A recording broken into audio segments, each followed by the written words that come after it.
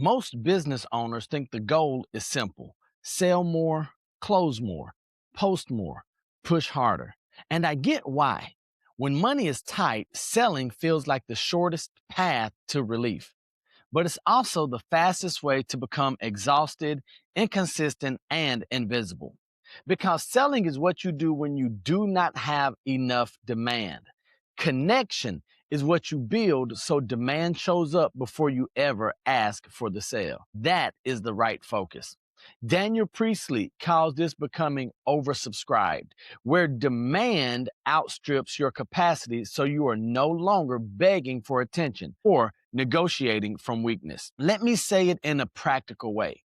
If you are constantly selling, it usually means the market is not pre-sold on you. You are trying to create certainty in the moment, and that is why it feels hard. Because the real goal of a small business owner is not simply to sell, it is to connect so consistently and so clearly that the right people arrive already convinced. That is what changes everything.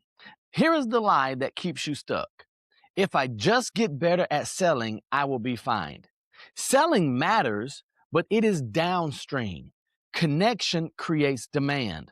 Demand makes selling easier. No demand means selling feels like pushing a car uphill. Demand means selling feels like opening a door. So when you feel the resistance in your sales, do not automatically assume you need a new pitch. You might need a new focus. Here's what oversubscribed really means.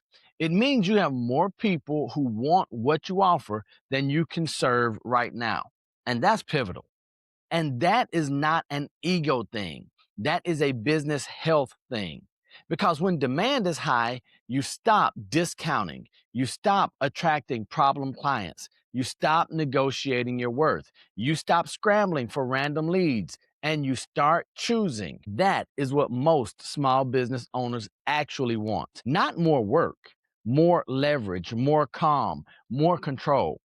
Now, here is where connection comes in. Daniel Priestley emphasizes that mass marketing is not the game. The game is building demand within the right market, with the right signals, in the right sequence. In other words, connection is not being friendly, connection is a strategy. Let me explain it like this.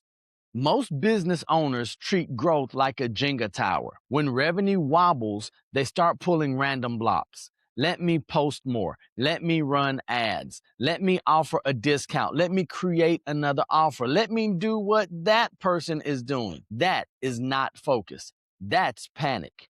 And the tower gets shakier because you are not pulling the right block. The right block is not selling harder. The right block is connecting better, because connection stabilizes demand and demand stabilizes revenue. So what does connecting better actually mean? I'm going to make it simple. Here's the connection equation. Connection is built when three things happen. The right people feel seen, the right people trust your certainty, and the right people know exactly what to do next. That's it. Now we can build a business around that. One, decide who your people are. One of the most important principles Priestley hammers is that you must focus on a specific group, not everyone. Because when you talk to everyone, nobody feels spoken to. But when you speak to your people, they lean in. So here is the first connection move.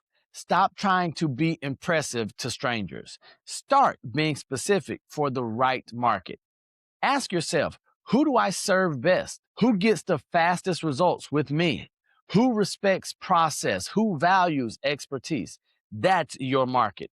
And your content should sound like you are speaking directly to them, not like you are auditioning for the internet. Here's a feelings check for you to implement.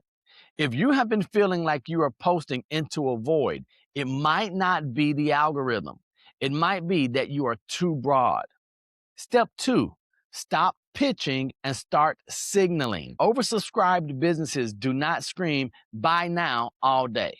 They signal what they stand for, what they believe, what they are building, who it is for, what success looks like. Daniel Priestley describes campaigns where you plan, build up, and only release when demand is present rather than trying to force sales on a cold audience and from cold attention.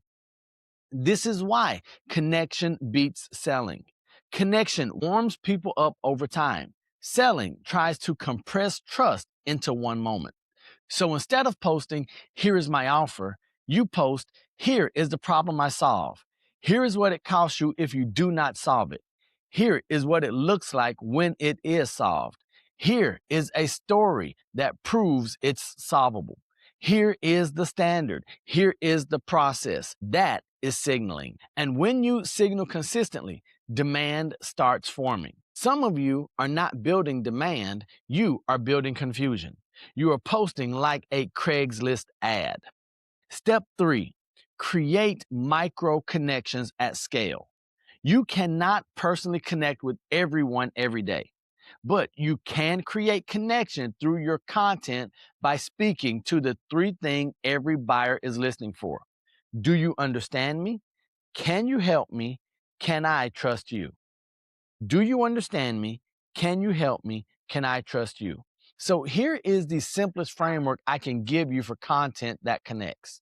Every time you speak, include a feeling, a fact, a moment of relief. And so here's the feeling. Name what they are carrying. The fact, give a simple truth that reframes it. Relief, give a clean next step that lowers anxiety. Here's an example of a feeling. You are tired of chasing clients. Here's an example of the fact. Chasing is a symptom of low demand. Here's the relief. Build demand by narrowing your message and setting a clear process.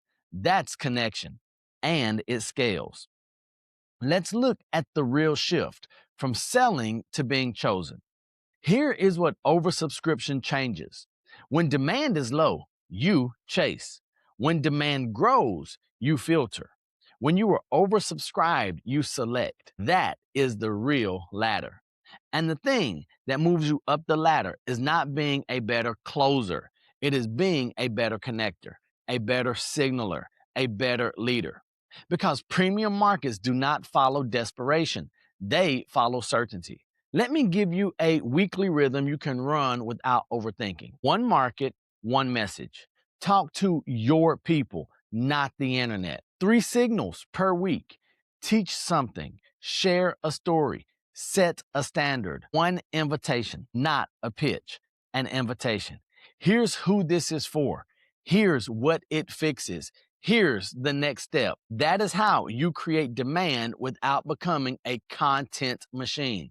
That is how you connect. Let's look at why this matters emotionally. Let's get real for a second. A lot of small business owners are not failing because they are lazy. They are failing because they are lonely. You are building in isolation. You are trying to be strong every day. You are trying to stay optimistic while results feel unpredictable. Connection fixes that too. Because when you connect well, you stop feeling like you are begging. You start feeling like you are leading, and that changes how you show up. If you remember nothing else from this video, I want you to remember this. Your job is not to convince everyone. Your job is to connect deeply with the right ones. Priestley's whole point is that when demand exceeds supply, you regain power in the relationship. So here's that reset question. Am I spending all week trying to sell or trying to be understood? Because being understood creates demand. Demand creates choice. Choice creates profit. And profit creates freedom. That is the right focus.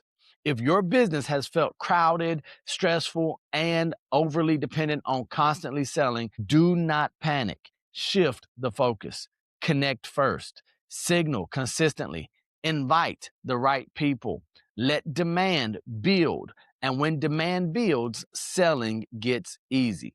Not because you became more persuasive, but because you finally became clear.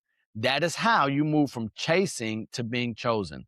That is how you become oversubscribed. If you found value in this video, be sure to like, subscribe, share, most importantly, comment. And if you need assistance in becoming oversubscribed, visit worldrenownedcoaching.com, schedule a complimentary discovery session, and let's have a chat. I'll see you very soon. Remember, I love you. God loves you, and there's nothing you can do about it. And until the next time I see you or you see me, don't be average, be world renowned. Peace.